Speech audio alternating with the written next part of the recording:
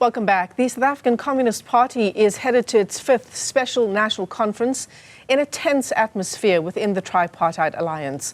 The party has been vocal in its opposition to the composition of the Government of National Unity after its ally, the ANC, performed dismally in this year's general election. Let's unpack some of what may take centre stage at this conference. We're joined now by political analyst, Professor Friedman. He's with the University of Johannesburg. Prof, it's always a pleasure having you on. Thanks for joining us. Is the SACP, in your view, having a bit of an existential crisis? I mean, on the one hand, it says the ANC getting into a coalition with the DA was another betrayal of its working class policies. And yet the SACP continues to be in an alliance with the ANC. In fact, some of its members serve as ministers of the Government of National Unity. Yeah, thanks, Michelle. Yeah, the crisis has been going on for a long time, but of course there's one aspect of this crisis which is partly new, which you didn't mention, which is that the SACP insists that it's going to contest the local elections as the SACP and on the ANC ticket.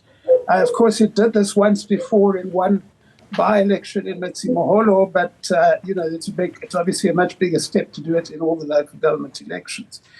And I think that, although we become used to a certain pattern in relationships between the SACP and the ANC, which is basically that the SACP does an awful lot of complaining, but it then accepts whatever the ANC does, this takes us in a new direction. And I wonder whether either the SACP or the ANC have given terribly much thought to where this takes them, because I think it opens a whole set of problems for them which nobody's talking about.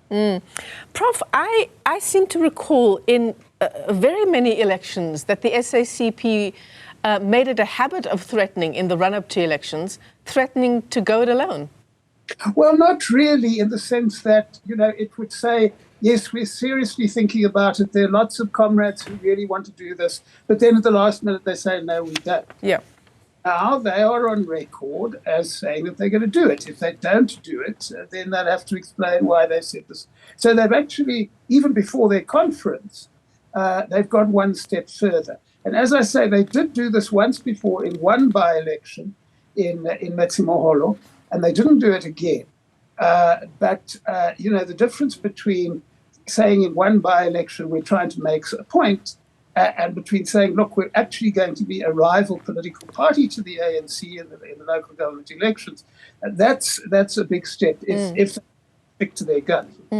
You've written about this extensively, Professor Friedman, and it is my next question to you. If indeed the SACP does follow through with what has been a threat on numerous previous occasions, does it have what it takes to become an important, independent force in the country's politics? Well, I think we have to question that on the basis of the evidence we have. The only concrete evidence we have is this one by-election which they contested. It wasn't just in one seat, it was in the whole municipality. And in that particular by-election, they got about 15% of the ANC vote, not of the total vote, of the ANC vote. And that's enough to worry the ANC, but it's not catastrophic. And I think we also have to bear in mind that that was in one by-election in one place.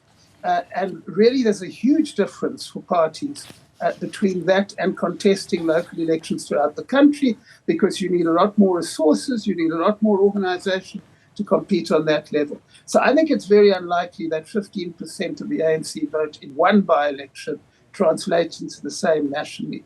So you're talking about maybe, and this is just off the top of my head, you're talking about 8 or 10% of the ANC vote. And, if the object of the exercise is to irritate the ANC, that will probably work. If the object of the exercise, as the SACP says, is to show the ANC how strong they are, well, then I think they run the risk of backfiring. Right. There's another element to this, which I did write about recently, which I think is an irony they haven't considered, which is that I don't see how this can't change the relationship between the ANC and the SACP in some way. I mean, it must reduce the influence of the SACP within the ANC. And if you remember that, as you correctly said, the SACP is campaigning against the coalition government, where I think we're going to see at the next ANC conference a challenge to the coalition government. This SAP decision makes it much more difficult for the anti-coalition forces because they could have previously relied on the SACP. The SACP is not going to be in a stronger position to help them as before. So it could, ironically, this way of protesting against the coalition, it could land up actually making it easy for the ANC to continue to remain in the coalition. And what I was going to ask you as a follow-up, Professor Friedman, is, if indeed this is an empty threat, if it's meant to irritate or force the hand of the ANC in one way or the other, is this a wise way of going about it? Well, I think making a threat in public that you have no intention of carrying out, that you don't carry out, has consequences. I mean, you lose out, you lose credibility. The SACP is very often the butt of jokes of people who precisely say, you talk a big game, but you don't ever do what you say you're going to do. And this would make it a whole lot worse. We're not dealing, I keep on going back to, you're not dealing here with what we've been dealing with in the past, which is, we're seriously considering it. There's a lot of pressure. I mean, they were asked twice in the last few weeks, and both times they categorically said, yes, we are contesting the next election as the SACP. Now, if they get cold feet, the ridicule is going to be much greater, and people are going to say, look, we don't take it seriously. You're all talk and no action. So I think they've pretty much painted themselves into a corner here.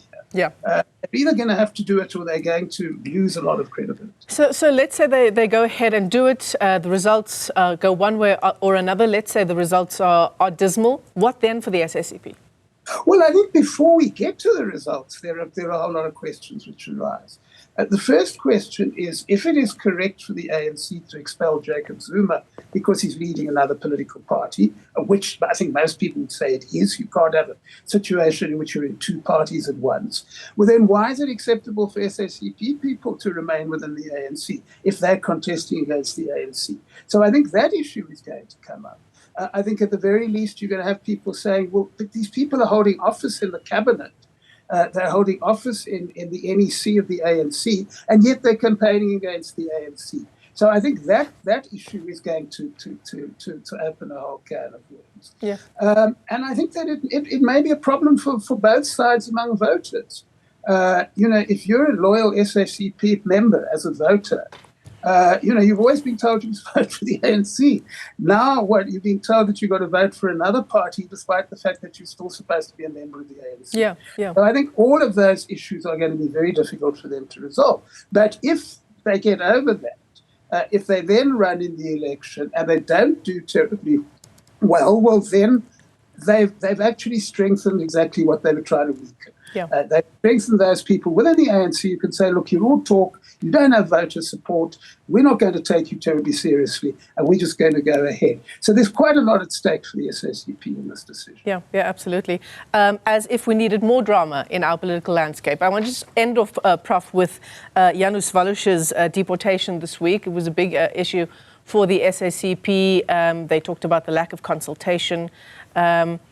I wonder, will it take some time at the special national conference when it gets underway? Look, I don't think I'm sure their statements will be issued, etc. But whatever one's view on this issue, and there will be many people who are concerned. It had less to do with the fact that who Wallace was and what he did.